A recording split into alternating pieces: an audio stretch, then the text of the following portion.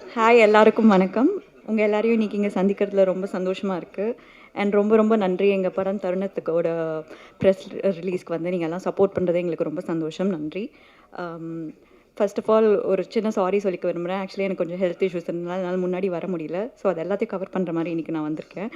And I would like to start by thanking everyone. Thank you Pugazh sir for giving me this opportunity. And உங்கள் எல்லாருக்கும் தெரியும், தேஜாவில் நான் அரவிந்த் சாரோட work பண்ணியிருக்கேன். அப்போவே அரவிந்த் சார் சொன்னார், பிகாஸ் அந்த ஸ்கிரிப்டில் என்னோடய ஸ்கோப் கொஞ்சம் கம்மியாக இருக்கும். ஸோ நான் அப்போவே கொஞ்சம் கன்ஃபியூஸாக இருந்தேன். But he convince me to do the film. And அப்போ படம் பண்ணிட்டு இருக்கும்போது ஹி டோல்ட் டெஃபினட்டாக நம்ம நெக்ஸ்ட் மூவியில் ஒர்க் பண்ணுவோம், நீங்கள் தான் என் படத்தோட ஹீரோயின். அண்ட் அப்போ நான் அதை பெருசாக நம்பல, பிகாஸ் எல்லாரும் அப்படி சொல்லுவாங்க. அண்ட் இட் நெவர் ஹேப்பன்ஸ் இல்லையா. அண்ட் எனக்கு ரொம்ப சர்ப்ரைசிங்காக இருந்துச்சு அரவிந்த் சார் வந்து கால் பண்ணி நீங்கள் தான் பண்ணணும் அப்படின்னு சொன்னோன்னே. And then we met and we had a lot of discussion and I really love the script. So thank you so much Aravind sir for giving me this opportunity. And Tharunam is very very close to my heart, because ஒவ்வொரு படத்துலையும் நம்ம ஒவ்வொன்று expect பண்ணி பண்ணுவோம். And தருணமில் வந்து I really wanted to break all the நான் இது வரைக்கும் பண்ண ஒரு கேரக்டர் இப்போது அதை பிரேக் பண்ணணும்னு நான் வெயிட் பண்ணும்போது எனக்கு கிடைச்ச ஆப்பர்ச்சுனிட்டி இது. நீங்கள் என்னோடய படம் பார்த்தது எல்லாத்தையும் விட இந்த கேரக்டர் ரொம்ப டிஃப்ரெண்ட்டாக இருக்கும், ரொம்ப மாடர்னாக இருக்கும். அண்ட் போல்டான கேரக்டர், கொஞ்சம் மெச்சோர்டான கேரக்டர். ஸோ எனக்கு கரெக்டாக நான் ஒரு பிரேக் வேணும், நான் பண்ணுற கேரக்டர்ஸ்லேருந்து ஒரு டிஃப்ரென்ஷியேஷன் வேணும்னு நான் நினைக்கும் போது எனக்கு கிடைச்ச opportunity. So I'm very very grateful. Thank you so much Aravind sir for this.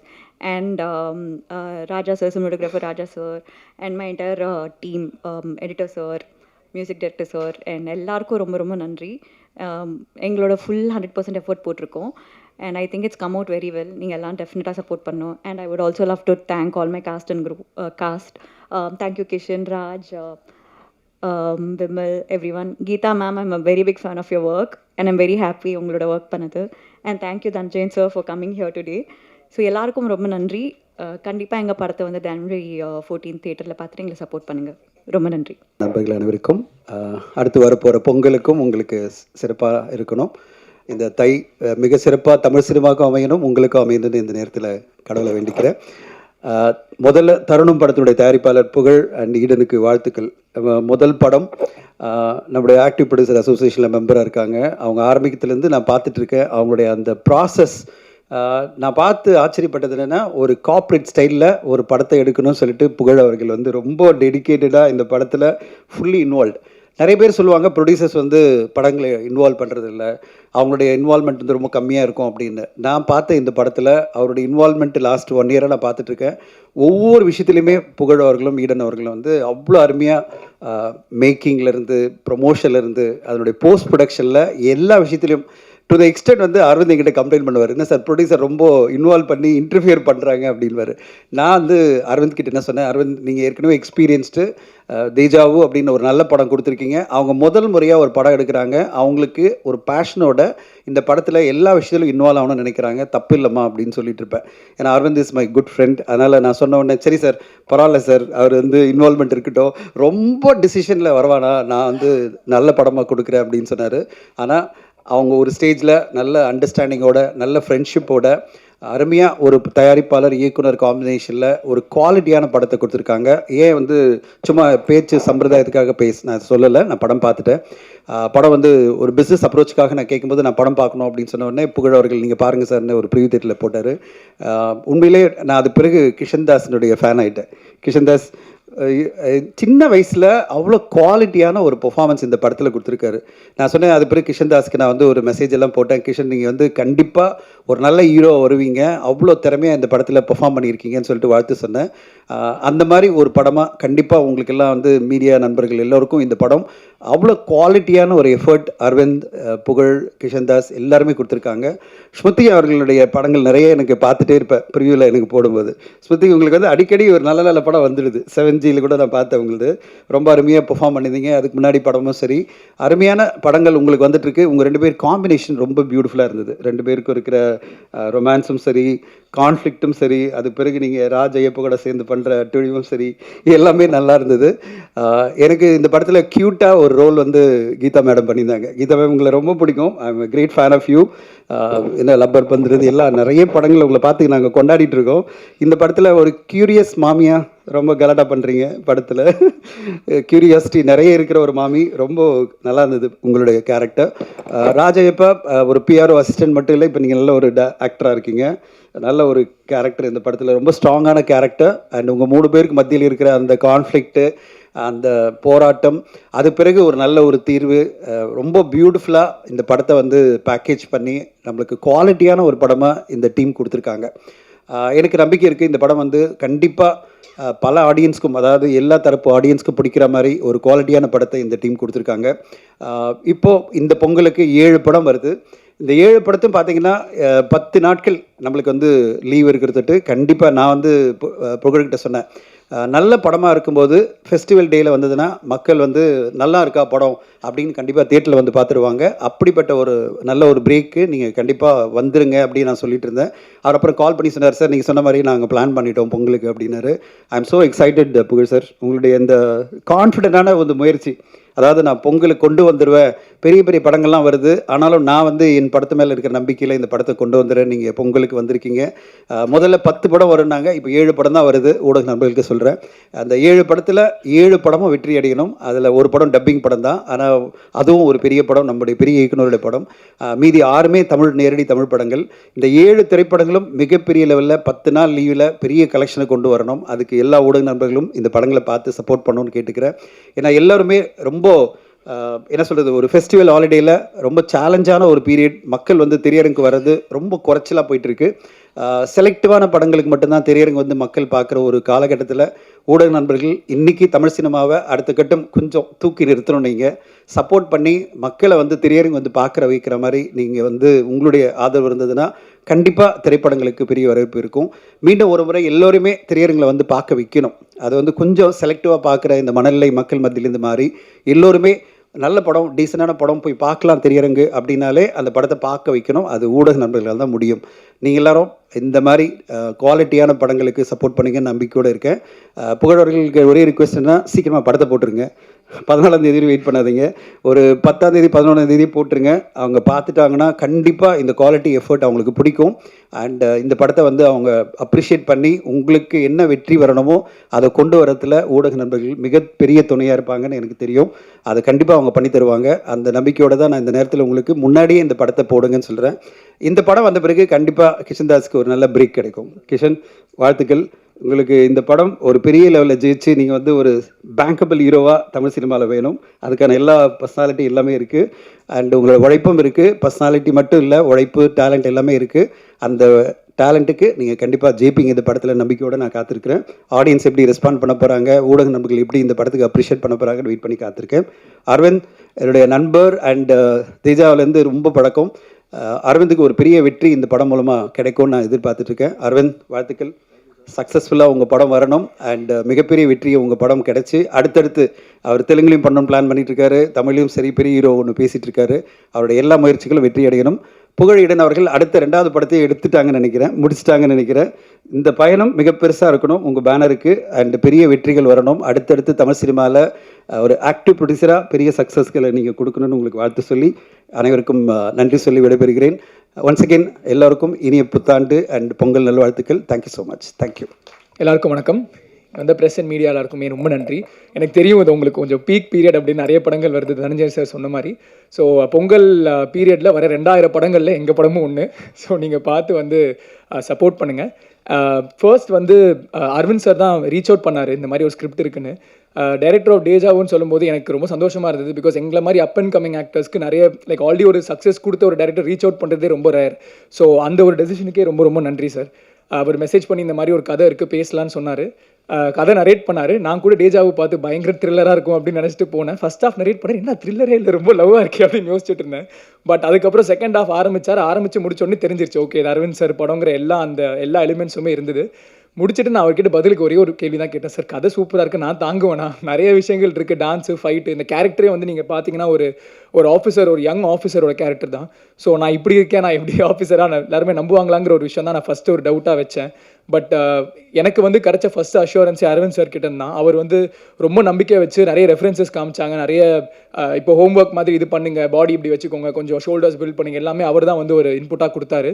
So அதுக்கு ரொம்ப ரொம்ப நன்றி சார். ஏன்னா பண்ண முடியாதுன்னு சொல்கிறதுக்கு நிறைய பேர் இருக்காங்க, உங்களாலையும் பண்ண முடியும்னு சொல்கிற சில பேர் தான் இருக்காங்க. ஸோ அந்த சில பேரில் இருக்கிற ஒருத்தராக இருக்கிறதுக்கு ரொம்ப ரொம்ப நன்றி சார்.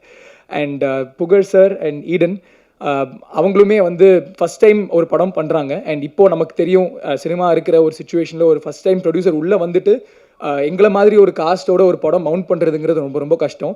ஸோ என் மேலே வச்ச நம்பிக்கைக்கு ரொம்ப ரொம்ப நன்றி சார். ஐ ஹோப்ஃபுல்லி உங்கள் நம்பிக்கையை நான் வந்து கெடுக்கலன்னு நான் நம்புகிறேன்.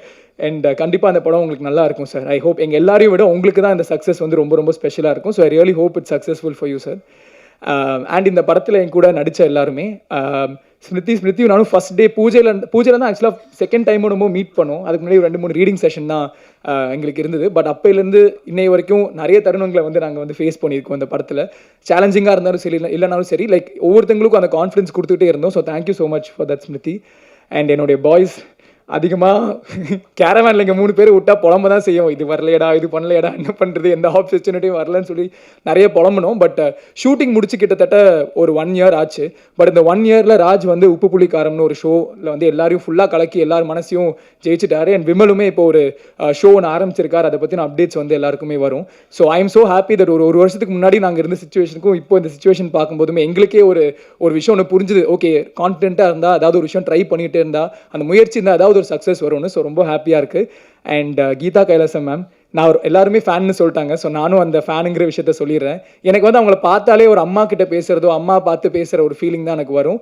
And I am so happy that your part of this project ma'am. And மேமோட இன்னொரு படமும் அங்கமால்னு ஒரு படம் வந்து கூடி சீக்கிரம் வெளியே வரும். அது நீங்கள் எல்லாருமே பார்த்து அதையும் சப்போர்ட் பண்ணும். ஏன்னா அந்த ஸ்கிரிப்ட் எனக்கு தெரியும், நிறைய ஃபிலிம் ஃபெஸ்டிவல்ஸில் அந்த படம் கலக்கிட்டு இருக்கு. ஸோ அந்த படம் வந்து ஐம் ஷுர் தட் உங்களுக்கு இன்னும் நீங்கள் வந்து உங்கள் பேட்டர்னை பிரேக் பண்ணி நிறைய ஆப்பர்ச்சுனிட்டிஸ் வரும்னு நான் நம்புகிறேன் ma'am. Thank you so much. And பாலசரவணனும் நடிச்சிருக்காரு இந்த படத்தில். அவர் இருக்கிற பிஸிக்கு வந்து ரொம்ப ரொம்ப கஷ்டம் அவர் பிடிக்கிறது. பட் ஆனாலுமே எங்களுக்காக வந்து ஒரு நல்ல கேரக்டர் ப்ளே பண்ணியிருக்காரு இந்த படத்தில். அவரை வச்சு செகண்ட் ஹாஃபில் ஒரு நல்ல ஹியூமர் சீக்வன்ஸ் ஒன்று இருக்கும். ஸோ அவருமே வந்து அவர் டைம் கொடுத்து இந்த படத்தில் நடிச்சதுக்கு ரொம்ப ரொம்ப நன்றி பாலா ப்ரோக்கும். நான் coming to the crew of the film. நான் வந்து பாபி மாஸ்டர் இங்கே இருக்கிறதுனால பாபி மாஸ்டர்கிட்டே ஆரம்பிச்சிடுறேன். ஃபஸ்ட் டைம் பாபி மாஸ்டர் பார்க்கும்போதே அவருக்கு ஒரு டவுட் இருந்தது, இந்த பையனால் ஆட முடியுமா, பண்ணுவாரா இல்லையான்னு ஒரு டவுட் மாஸ்டர் கண்டிப்பாக இருந்ததில்ல மாஸ்டர். நான் அப்போவே நோட்டீஸ் பண்ணேன். பட் அரவிந்த் சார் என் மேலே வச்சு அதே நம்பிக்கை தான் பாபி மாஸ்டரும் என் மேலே வச்சார். அண்ட் ஹோப்ஃபுல்லி நீங்கள் பாட்டு பார்த்தீங்க, ஆடி இருக்கேன்னு நான் நம்புகிறேன். நான் கேட்டாலும் நீங்கள் சொல்ல மாட்டீங்க. பட் நானே உங்கள் சார்பாக நான் சொல்லிக்கிறேன், என்னமோ கொஞ்சம் ஆடி இருக்கேன் அப்படின்னு. Thank you so much for that master. என் மேலே வச்ச நம்பிக்கைக்கும் நீங்கள் கொடுத்த சின்ன சின்ன இன்புட்ஸ்க்கும் ரொம்ப ரொம்ப நன்றி மாஸ்டர். அண்ட் மாஸ்டரோட அசிஸ்டன்ஸ் எல்லாருக்குமே ரொம்ப ரொம்ப நன்றி. ஏன்னா அவங்க தான் வந்து அந்த ரிஹர்சல்ஸ் ஒவ்வொரு சின்ன சின்ன மொமெண்ட்டும் எனக்கு ஹெல்ப் பண்ணதுக்கு. அண்ட் எடிட்டர் சித்தார்த் ப்ரோ, நாங்கள் வந்து அப்பப்போ பேசிப்போம், என்ன ப்ரோ ஓகே ப்ரோ ஃபைனாக இருக்கா ப்ரோ அப்படின்னு சொல்லிட்டு அந்த ஒரு கான்ஃபிடன்ஸும். இந்த படத்துக்கு செகண்ட் ஆஃப் எடிட்டிங் வந்து ரொம்ப ரொம்ப முக்கியம். ஏன்னா நாங்கள் ஷூட் பண்ணும்போது எங்களுக்கு புரியாது, சார் இது இப்போ வருதா இல்லை அப்புறம் வருதா என்னன்னு எங்களுக்கு புரியாது. ஸோ அந்த விஷயத்தை எல்லாத்தையும் கம்பைல் பண்ணி இவ்வளோ கன்விக்ஷனோட கொடுக்குறதுங்கிறது ரொம்ப ரொம்ப கஷ்டம். So thank you so much for that Siddharth bro. And Siddharth ப்ரோட அசிஸ்டன்ட் அமுதனும் இருக்காரு. அவர் தான் எனக்கு ஃபஸ்ட்டு கிரிட்டிக்கே. ஒரு ஷார்ட் முடிச்சோடனே நான் போய் கேட்பேன், ப்ரோ ஓகே ப்ரோ ஃபைனாக இருக்கா ப்ரோ, எடிட் ஆதா ப்ரோ, கண்டினியூட்டி இருக்கான்னு ஒவ்வொரு விஷயமும் அவர்கிட்ட தான் கேட்பேன். ஸோ அமுதன் ப்ரோக்கு ரொம்ப ரொம்ப நன்றி. அசோக் மாஸ்டர் இங்கே இல்லை, ஸ்டண்ட் மாஸ்டர், அவருக்கும் ரொம்ப நன்றி. ஏன்னா எப்படி பாபி மாஸ்டர் ஒரு கஷ்டம் ஃபேஸ் பண்ணியிருப்பார், அதே மாதிரி ஒரு 10 மடங்கு அதிகம் அவர் வந்து ஃபேஸ் பண்ணியிருப்பார். அதுக்கு முன்னாடி டான்ஸ் ஆச்சு நான் ஆடி இருக்கேன், ஃபைட்டெல்லாம் பண்ணதே கிடையாது. அதுவும் இதில் வந்து ஒரு போர்ஷனில் ஒரு 10 கிலோ கன் பிடிச்சிட்டு அங்கே வந்து அந்த ஃபயரிங்கோடலாம் ஷூட் பண்ணுற மாதிரி ஒரு சீக்வன்ஸ் இருந்தது. அதெல்லாமே சத்தியமாக நான் நினச்சி பார்க்கல. அரவிந்த் சார்னா உங்களுக்கு ஞாபகம் இருக்கா சார், அந்த ஒவ்வொரு விஷயமும் அந்த கன் ஃபயர் ஆகும்போது டக்குன்னு கண் சிமிட்டிடுவோம், எனக்கு என்ன பண்ணணும்னு தெரியாது. ஒவ்வொரு இன்ஸ்டன்ஸ்லையும் என் கூட இருந்து அவர் தான் வந்து லிட்டலாக என் கை பிடிச்சி இந்த போர்ஷன்ஸ் எல்லாத்தையும் முடிச்சார். அண்ட் பார்க்குறதுக்கு வந்து பார்த்து எல்லாருமே ரொம்ப கன்வின்சிங்காக இருக்குன்னு சொன்னாங்க. ஸோ அவருக்குமே ரொம்ப ரொம்ப நன்றி. தர்புகா சிவானா அவர் தான் மியூசிக் பண்ணியிருக்காரு. இன்றைக்கி அவர் நம்ம கூட இல்லை, பட் அவரோட மியூசிக் வந்து அந்த தாக்கம் நமக்கு தெரியும். என்ன இண்டஸ்ட்ரிக்கு லான்ச் பண்ணதே அவர் தான். ஸோ எப்போவுமே நான் அதுக்காக கடமைப்பட்டிருப்பேன். அவரோட இந்த ப்ராஜெக்ட்டில் இந்த ஸ்பேஸில் ஒர்க் பண்ணுறதுக்கு ரொம்ப சந்தோஷம். என் கார்கி சாரும் இங்கே இருக்காங்க. I am big fan of Gargi sir. more as a human being, I always have a lot of respect. and அவர் தமிழுக்காக அவர் பண்ணுற அந்த விஷயங்களாக இருக்கட்டும், அவர் லிரிக்ஸாக இருக்கட்டும். இப்போ கூட நான் வந்து சார் கிட்ட பேசிகிட்டு இருந்தேன், முதலி முடியும் டைம்லையுமே சார் வந்து நான் யாருன்னு கூட அவருக்கு தெரியாது, பட் அந்த ஒரு டைம் எடுத்து எனக்கு மெசேஜ் பண்ணாங்க, which is very very special for me. thank you so much for that sir. எனக்கு ஒரு சின்ன மோட்டிவேஷனாக அது இருந்தது. அண்ட் அஸ்வின் ப்ரோ, நான் விட்டு பெருசாக இன்ட்ராக்ட் பண்ணது கிடையாது. பட் அவரோட அந்த பேக்ரவுண்ட் மியூசிக்குமே படம் பார்த்து எல்லாருமே என்ன சொன்னாங்கன்னா பேக்ரவுண்ட் மியூசிக் சூப்பராக இருக்குது, இந்த படத்தை கேரி பண்ணிட்டு இருக்கு அப்படின்னு சொன்னாங்க. ஸோ உங்களுக்கு வாழ்த்துக்கள் ப்ரோ. ஐ ஹோப் உங்களுக்குமே நிறைய இன்ட்ரெஸ்டிங் ஆப்பர்ச்சுனிட்டிஸ் இதுக்கப்புறம் வரணும்னு. நேஹாவும் இங்கே இருக்காங்க, காஸ்டியூம் அவங்க தான் ஃபுல்லாக பார்த்துக்கிட்டாங்க. அவங்கள தான் வந்து நாங்கள் ரொம்ப டார்ச்சர் பண்ணுவோம், இது இங்கே ஃபிட் ஆகலை, பேண்ட் ஃபிட் ஆகலைன்னு சொல்லி டெய்லி அவங்கள தான் கலாய்ப்போம். So thank you so much for working on this film as well Neha. And Siva sir வந்திருந்தார், பட் அவருக்கு என்னமோ ஒரு எமர்ஜென்சின்னு கிளம்பிட்டார். ஸோ அவருமே வந்து ஒரு படம் பெருசோ சின்னதோ என்னவாக இருந்தாலும் அவர் வந்து சப்போர்ட் பண்ணுவார்.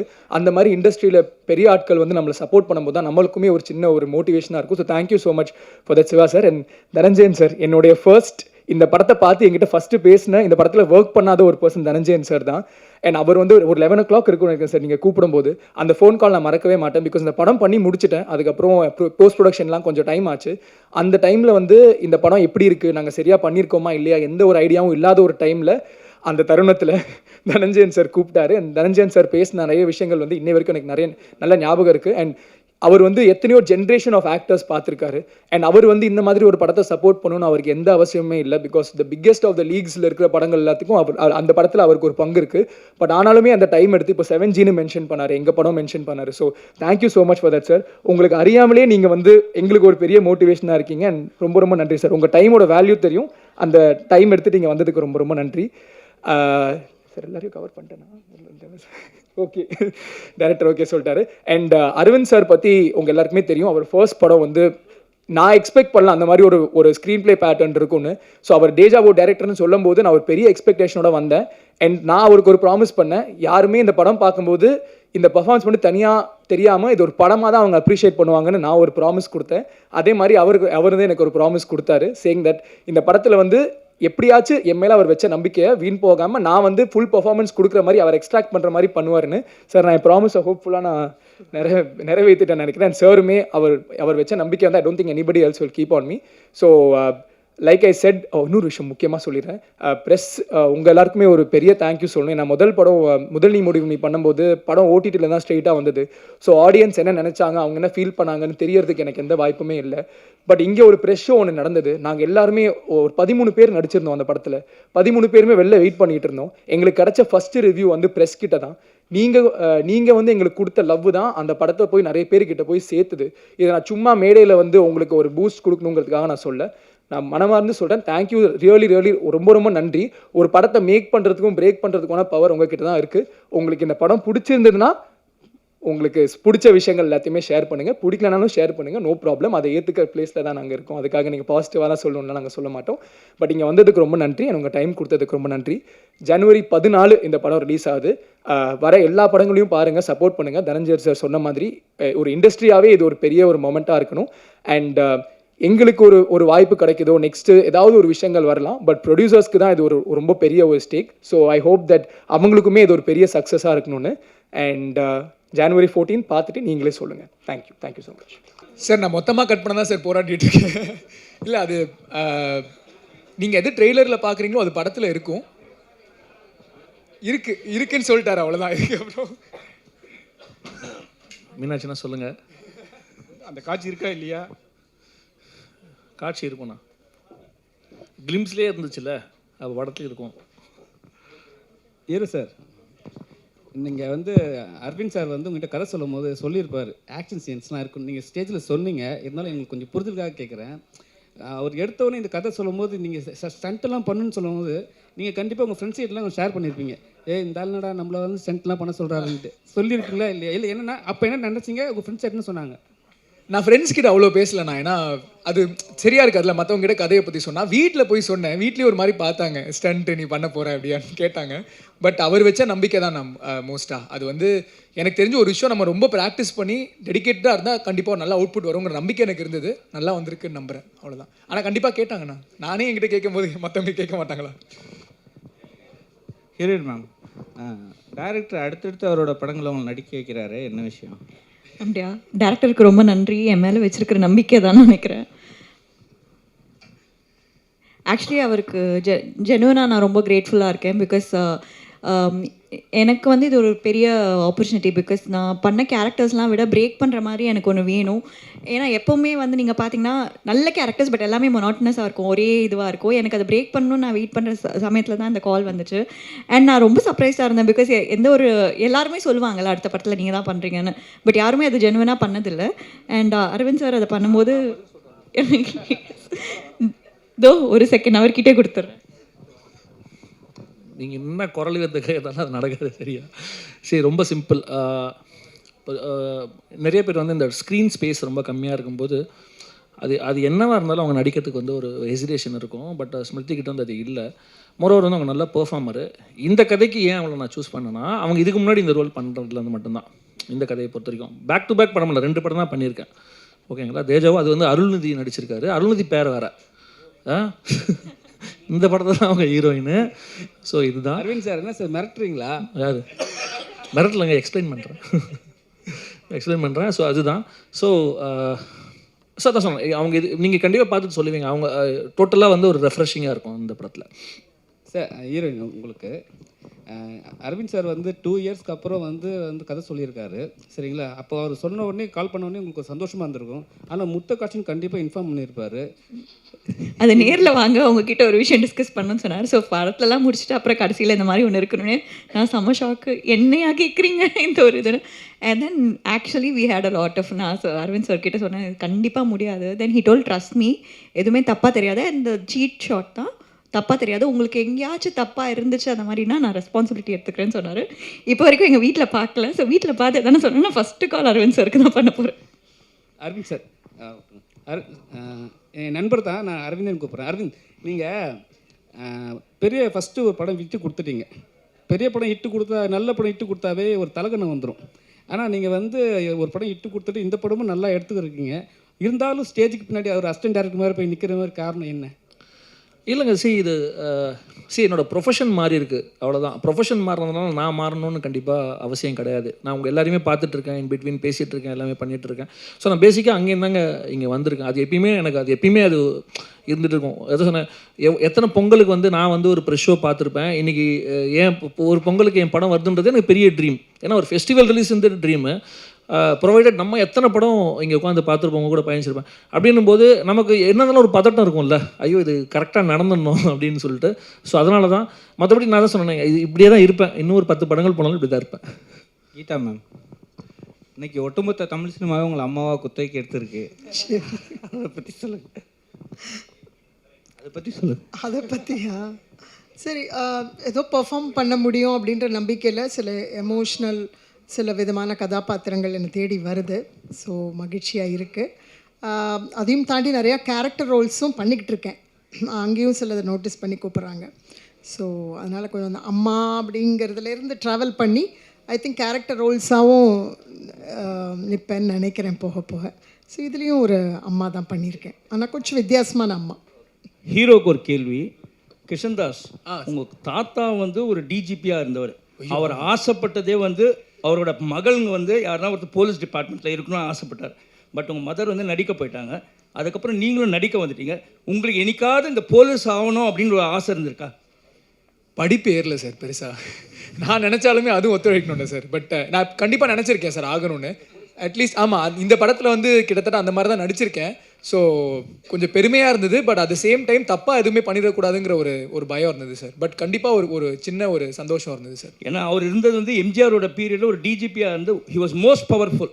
இந்தியாவில் சொல்ல போனால் பெஸ்ட் ஐபிஎஸ் ஆஃபீஸர்ஸில், ரெனோன்ட் ஐபிஎஸ் ஆஃபீஸர்ஸில் வந்து இவரோட பேர் இருந்துச்சு. அதனால் அப்படி ஒரு ஆசை இல்லையான்றது தான் என்னோட கேள்வியாக இருக்குது. இல்லை, ஆசை இருந்தது சார். தாண்டி திறமையும் ஒரு தேவையில்லை சார் அது பண்ணுறதுக்கு. ஸோ ஆசை இருந்தது. அது வந்து இந்த மாதிரி இடங்களை தான் அது பூர்த்தி பண்ண முடியும்னு நினைக்கிறேன் சார். தேங்க்யூ. ராஜ், உங்களோட நிஜ கேரக்டர் தான் இந்த படத்தில் கேரக்டரா? என்ன சார், இதுக்கு என்ன சார் பதில் சொல்ல முடியும்? இது படம், இது ஒரு கேரக்டர், அவ்வளோதான் சார். இது ஏற்கனவே இந்த மாதிரி ஒரு சாயல் 100 மாதிரி பண்ணியிருக்கேன்.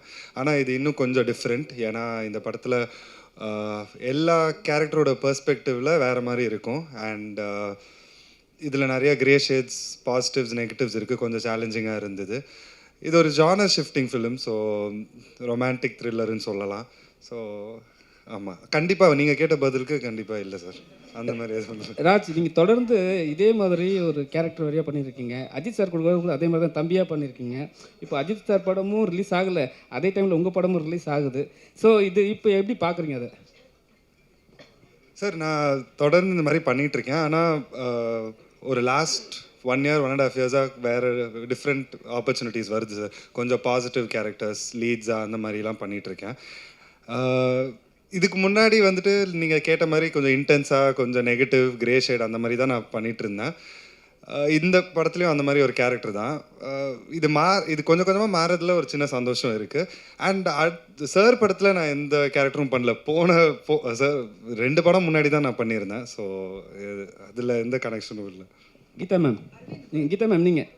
மேம் நீங்கள் தொடர்ச்சியாக வந்து படம் பண்ணுறீங்க. ஆனால் எல்லா படமும் சக்ஸஸ்ஃபுல்லாக ஆகுது, நல்லாவும் இருக்குது. ஆனால் வந்து உங்களை வந்து டோட்டலாகவே வந்து மாமியார் கேரக்டர்லேயே ஒரு விஷயம் காத்துன்னு இருக்காங்க. இது எப்படி பார்க்குறீங்க? ஓகே, மக்கள் மனசில் பதிகிறேன்.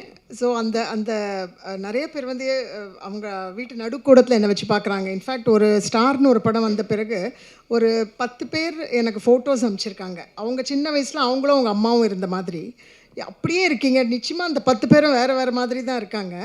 எனக்கு அது ரொம்ப ஆச்சரியமாக இருந்துச்சு. ஸோ அதனால் இப்போ அவங்களில் ஒருத்தராக பார்க்குறாங்கன்ற இதிலேருந்து நான் சொன்ன மாதிரி நிறைய கேரக்டர் ரோல்ஸ், வித்தியாசமான ரோல்ஸ், வில்லத்தனமான ரோல்ஸ், இப்பயே சொன்னால் சஸ்பென்ஸ் ஃபீல் ஆகிடும். இவருடைய படத்துலேயே நல்ல த்ரில்லரில் ரொம்ப இன்ட்ரெஸ்டிங் ரோல்ஸ்லாம் பண்ணணும்னு ஆசை இருக்குது. ஐ திங்க் அது நடந்துக்கிட்டு இருக்கு ஆக்சுவலாக.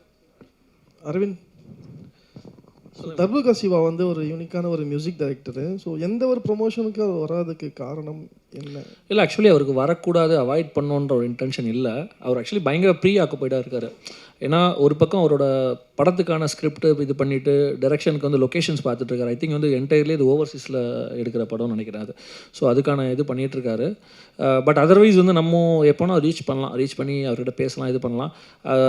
ரொம்ப ரிசர்வ் டைப். அது நம்ம யூஸ்வலாக பார்க்குற ஒரு ஜோனில் அவர் இருக்கவே மாட்டார். அவர் டோட்டலி என்னென்னா ரொம்ப லிமிட்டட் அவரோட சர்க்கிள்ன்றது.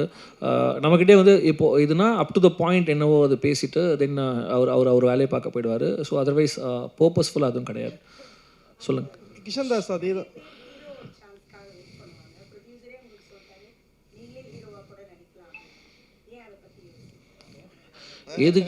எதுக்கு அதாவது